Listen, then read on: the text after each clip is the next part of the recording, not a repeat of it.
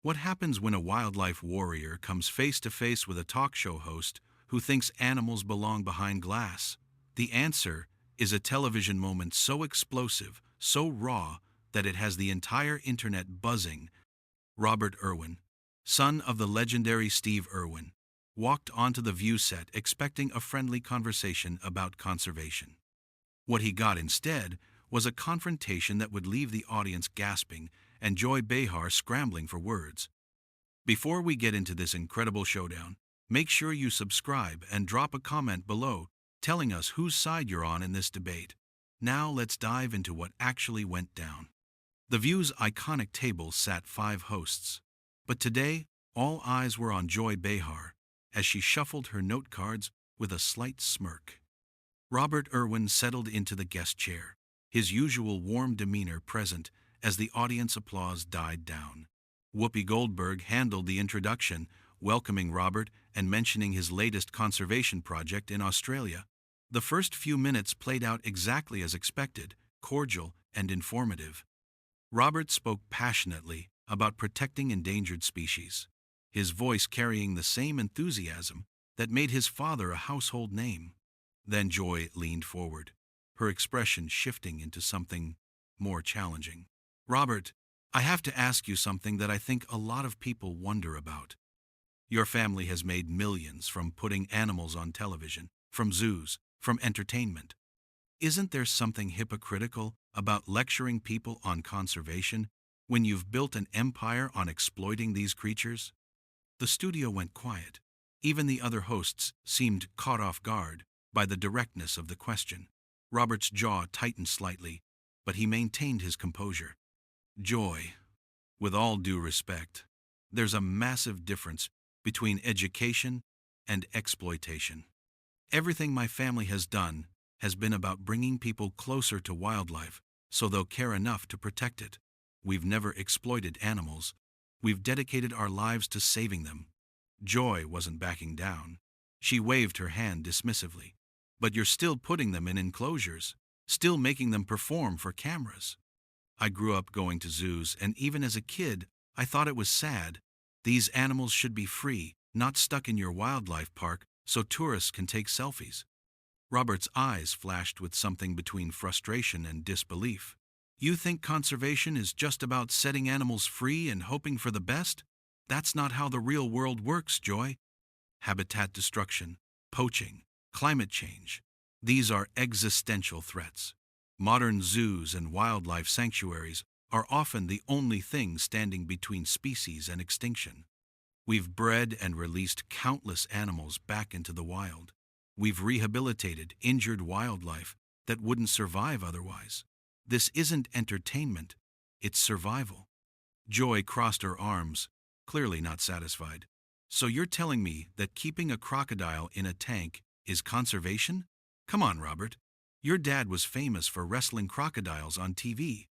That's not conservation, that's a spectacle.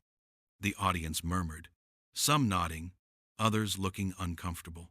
Robert leaned forward, his voice rising slightly. My father never wrestled a crocodile for fun. Every single interaction he had with wildlife was about demonstrating their behavior, teaching people that these animals aren't monsters to be feared, but creatures to be understood and protected.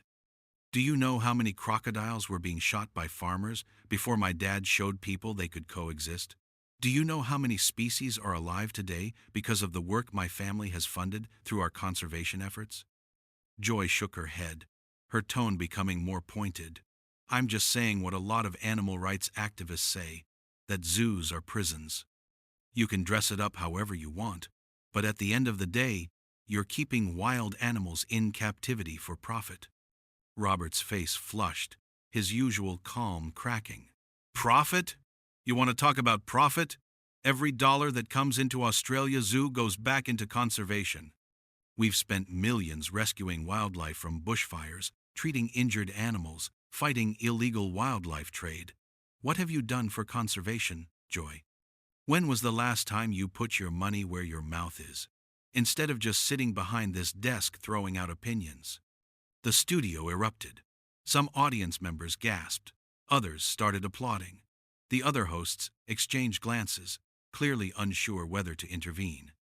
Joy's expression hardened, her voice sharp. "Excuse me? I've been an advocate for animal rights for decades.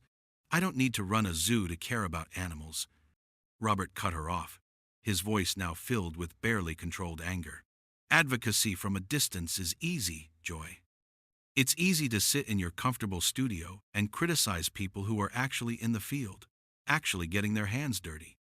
Do you know what it's like to pull a sea turtle out of a fishing net at 3 in the morning? Do you know what it's like to watch a species you've worked your entire life to save finally start to recover? No, you don't, because you're not out there doing the work." Joy shot back immediately, her voice rising to match his intensity. "Don't you dare lecture me about what I do or don't know. I'm asking legitimate questions that your fans deserve answers to. If you can't handle criticism, maybe you shouldn't be in the public eye." Robert stood up slightly from his chair, his voice cutting through the chaos. "I can handle criticism just fine when it's fair. But what you're doing is spreading misinformation that actually hurts conservation efforts. When you tell people that zoos are evil, you're undermining institutions that are critical to species survival. You're making people think that caring about animals means shutting down the very places that are saving them." The tension in the studio was electric. Whoopi tried to step in, raising her hand. "Okay, let's take a breath here and—" But Joy wasn't finished. Joy leaned back in her chair, her expression defiant. "Oh, so now I'm the problem? I'm the one hurting conservation because I dared to question your methods? That's rich, Robert. Really rich."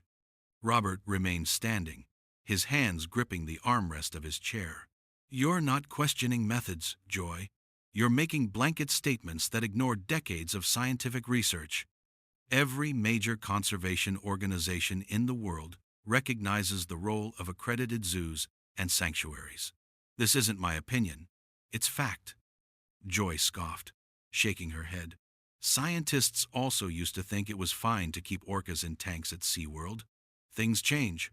Public opinion changes. Maybe your family's approach is outdated." That struck a nerve. Robert's voice grew louder, more passionate. "Outdated? We've adapted more than any organization I know. We've implemented cutting-edge animal welfare standards, expanded habitats, pioneered breeding programs that have brought species back from the brink. You want to compare us to SeaWorld? Fine. Show me one credible conservationist who thinks what we do is comparable to keeping orcas in bathtubs. Just one." Joy glanced at her co-hosts, looking for support, but they seemed hesitant to jump in. She turned back to Robert, her tone dripping with sarcasm. "All right, so you're the hero here. You and your family are perfect, and anyone who questions you is just uninformed. Is that what you're saying?" Robert took a deep breath, visibly trying to control his frustration. "I'm not saying we're perfect. No one is. But I am saying that you're doing real damage when you conflate genuine conservation work with animal exploitation. There are roadside zoos, illegal wildlife traders, and actual exploiters out there. And then there are organizations like ours that have dedicated everything to making a difference. When you lump us all together, you give cover to the real bad actors." Joy threw her hands up. "So I'm giving cover to bad actors now? This is unbelievable. I asked you a simple question about the ethics of keeping animals in captivity, and you've turned this into a personal attack." Robert's eyes widened. "A simple question? Joy, you accused my family of exploitation and hypocrisy on national television. You dismissed my father's entire legacy as spectacle. And now you're playing the victim because I'm defending the work we do?" Sunny Hostin finally spoke up, her voice cautious. "Robert, I think what Joy might be getting at is, there are people who genuinely believe that no matter how well-intentioned, captivity itself is harmful to wild animals. How do you respond to that philosophical position?" Robert turned to Sunny, his expression softening slightly, grateful for a more measured approach. "I appreciate that question, Sunny, because it gets to the heart of the issue. Philosophically, yes, In a perfect world, every animal would roam free in pristine habitats without human interference. But we don't live in that world. We live in a world where we've destroyed 70% of wildlife populations in the last 50 years.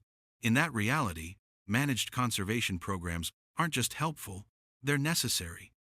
The Philippine crocodile, the Sumatran tiger, the black rhino, these species would be extinct right now without intervention.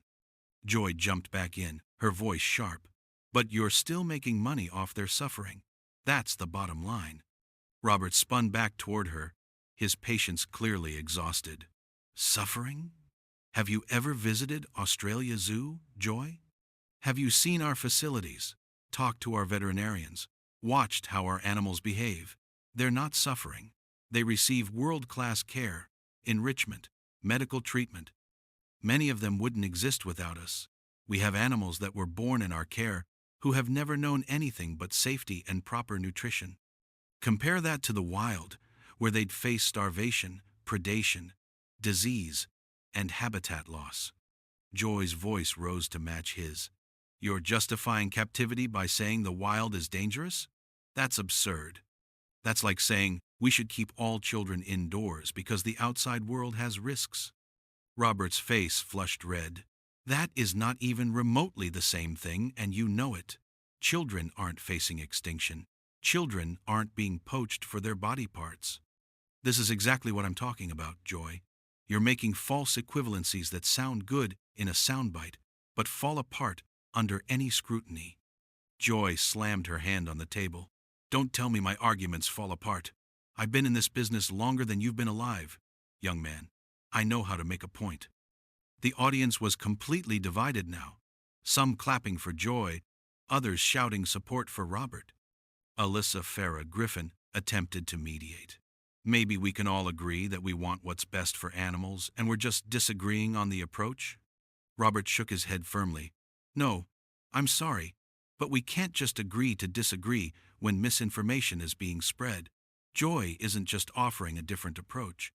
She's actively undermining conservation by telling millions of viewers that zoos are inherently evil. That message has consequences. It affects funding, public support, legislation.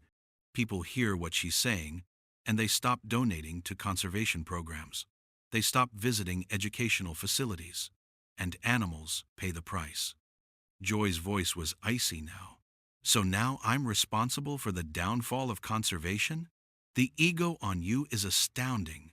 Robert stepped closer to the table, his voice steady but intense. It's not about ego, Joy. It's about responsibility. You have a platform. What you say matters.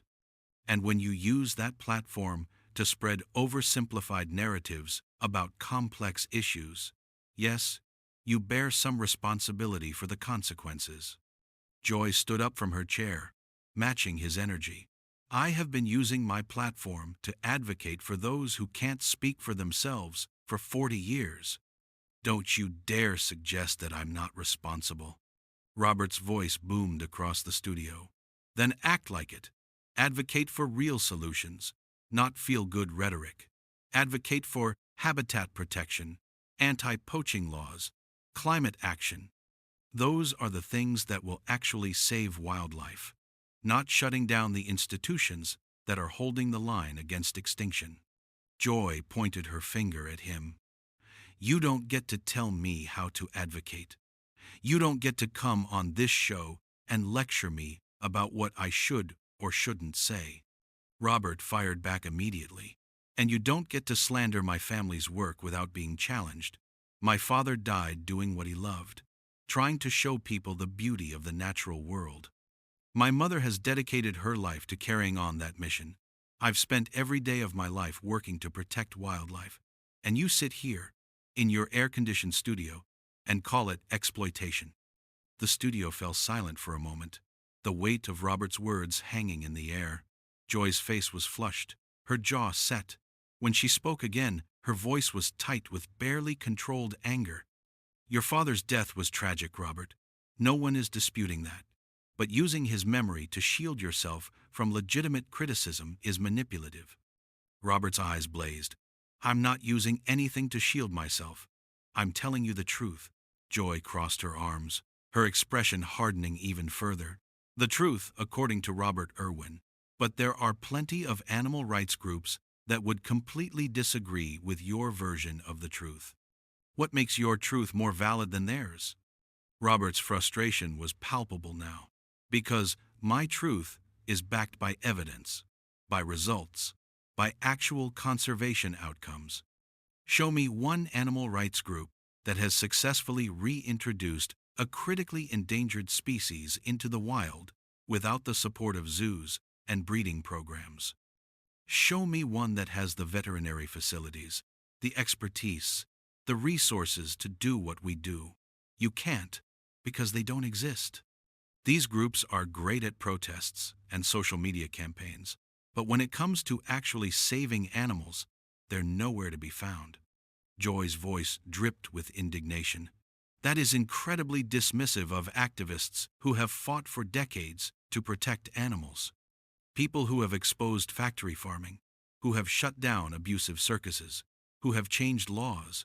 You're trying to paint everyone who disagrees with you as ineffective and uninformed. Robert shook his head vigorously. I'm not dismissing activists who do genuine good work. I'm dismissing the narrative that all animal captivity is abuse. There's a huge difference between a factory farm and a conservation facility. There's a huge difference between a circus that beats elephants and a sanctuary that rehabilitates them. But you're treating them as the same thing, and that's dangerous. Joy leaned forward, her voice rising again. What's dangerous is pretending that keeping wild animals locked up is somehow noble because you slap the word conservation on it. People aren't stupid, Robert. They can see through the marketing. Robert's voice grew louder, more forceful. It's not marketing, it's reality. You want to know what's noble? Noble is my team pulling an injured koala from a burning forest and nursing it back to health.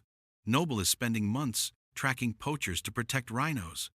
Noble is educating millions of children about why they should care about the planet. What's not noble is sitting in judgment of people doing that work while offering nothing constructive in return. Joy's face was flushed with anger now. I offer plenty that's constructive.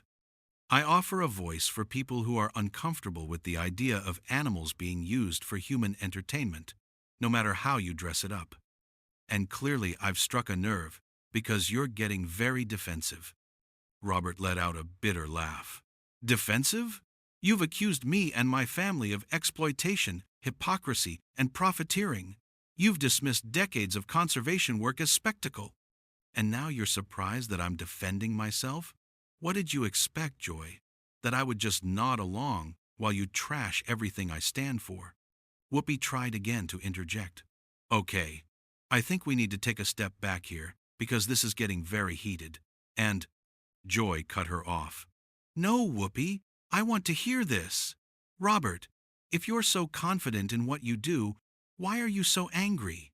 Why can't you have a civil conversation about differing viewpoints? Robert's voice was incredulous. Civil? You started this conversation by calling my family hypocrites. You've compared us to SeaWorld and circuses. You've suggested we're in this for money, and now you're lecturing me about civility? Joy threw her hands up. Because you're acting like a child who can't handle criticism. This is what we do on this show. We ask tough questions. We challenge our guests. If you can't handle that, maybe you shouldn't do interviews. Robert took a deep breath, his voice becoming dangerously calm. I can handle tough questions, Joy. I've answered tough questions from actual journalists, from scientists, from policymakers. What I can't handle is bad faith arguments from someone who clearly hasn't done their homework. You're not challenging me with facts or evidence. You're challenging me with feelings and misconceptions. Joy's eyes narrowed. Bad faith? You think I'm arguing in bad faith? I genuinely believe that wild animals should not be kept in captivity?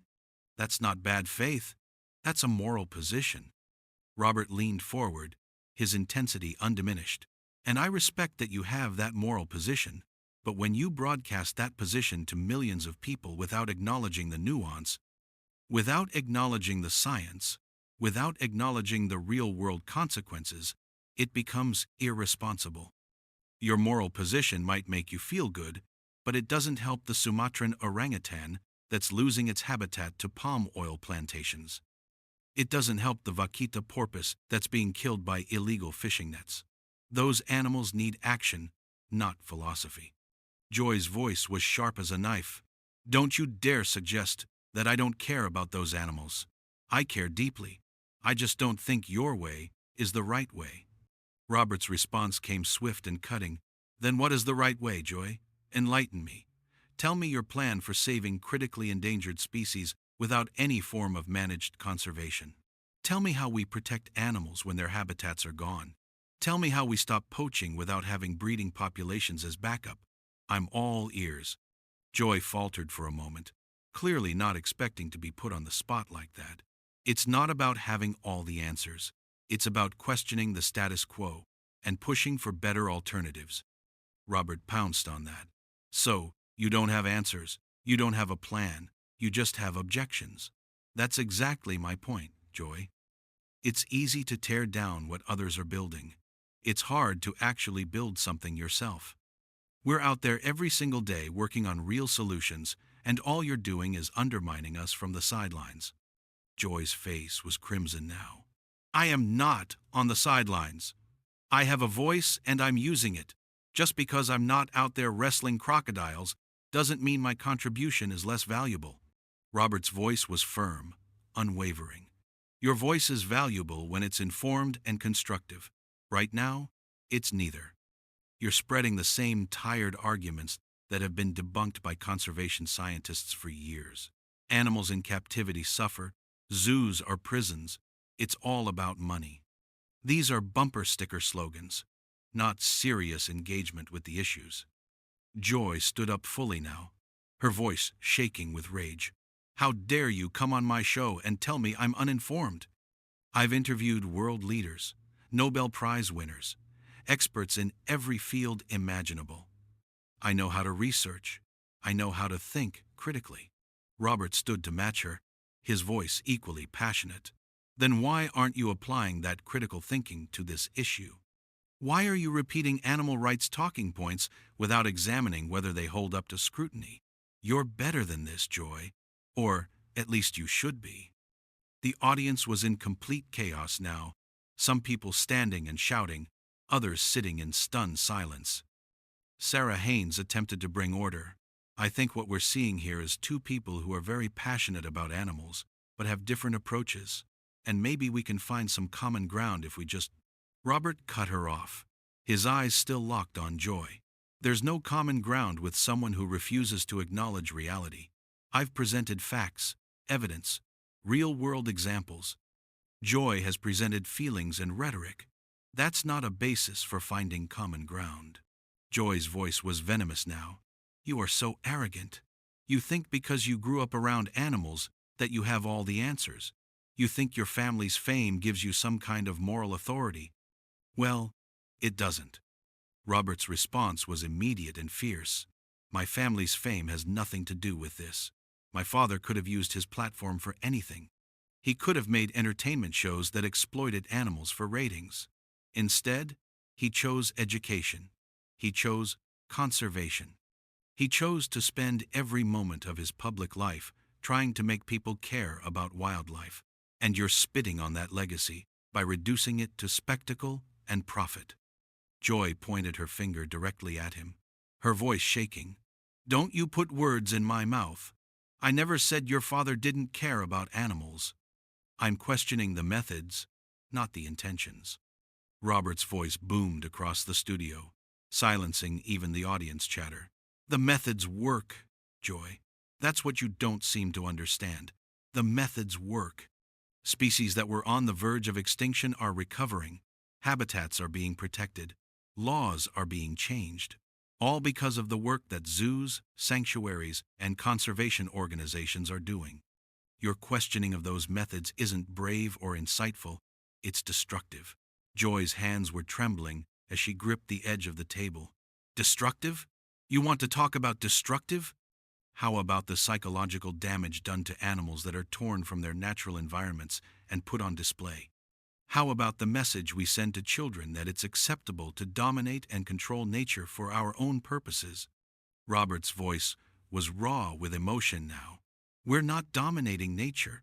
We're desperately trying to save what's left of it. And as for psychological damage, our animals are assessed by independent veterinarians and behaviorists regularly. They exhibit natural behaviors, they breed successfully, they live longer than their wild counterparts. These aren't opinions, Joy. These are measurable outcomes. But you don't want to hear about outcomes because they don't fit your narrative. Joy stepped back from the table, her voice dripping with disdain. My narrative is that animals deserve freedom. I'm sorry that's such a controversial position to you. Robert's laugh was harsh, almost bitter. Animals deserve survival. Freedom means nothing if the species goes extinct. You're romanticizing nature in a way that ignores the harsh reality of what's actually happening out there.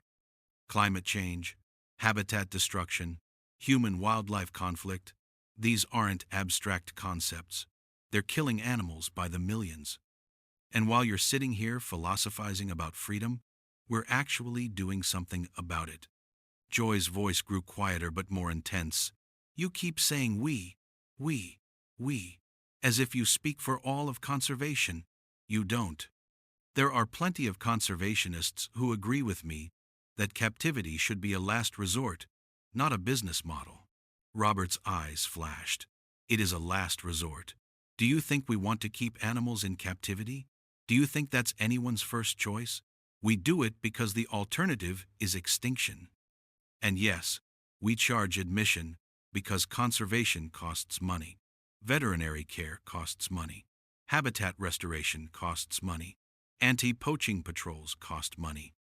Would you prefer we just let animals die because funding conservation through education is somehow morally questionable to you? Joy shook her head vigorously. There are other ways to fund conservation. Government grants, private donations, corporate sponsorships. You don't need to turn animals into attractions. Robert's voice rose again, filled with frustration. We use all of those funding sources too, but they're not enough. They've never been enough. Do you know how much it costs to run a breeding program for an endangered species? Do you know how much goes into habitat acquisition and protection? The numbers are astronomical. We need every funding source available, and that includes ethical ecotourism and educational facilities. Joy's tone became mocking. Ethical ecotourism. That's a nice way of saying pay to see caged animals. Robert slammed his hand on the armrest of his chair. They're not caged, Joy. They're in carefully designed habitats that meet or exceed their needs. And the people who visit don't just look at animals. They learn about conservation challenges. They connect with wildlife in ways that inspire them to take action. That little kid who visits Australia Zoo and falls in love with a crocodile might grow up to be a conservation biologist. That family that learns about orangutan habitat loss might stop buying products with palm oil. That's the power of what we do, and you're dismissing it as entertainment. Joy's voice was steady now, cold, because at its core, that's what it is. You can dress it up with educational programs and conservation messaging, but people are paying to be entertained by animals. That's the transaction. Robert's face was a mixture of anger and genuine hurt. Is that really what you think? That everyone who works in conservation, everyone who dedicates their life to protecting wildlife, is just in it for the entertainment value? Do you have any idea how insulting that is? Joy didn't back down. I think people can have good intentions and still be part of a problematic system. I think you genuinely care about animals, Robert. I just think you're blind to the ethical issues inherent in what you do. Robert's voice was quiet now, but seething with intensity. I'm not blind to anything. I've thought about these issues more than you ever will. I've grappled with the ethics, consulted with experts, studied the science, and I've come to the conclusion that in our current reality, with all its imperfections, managed conservation programs are essential.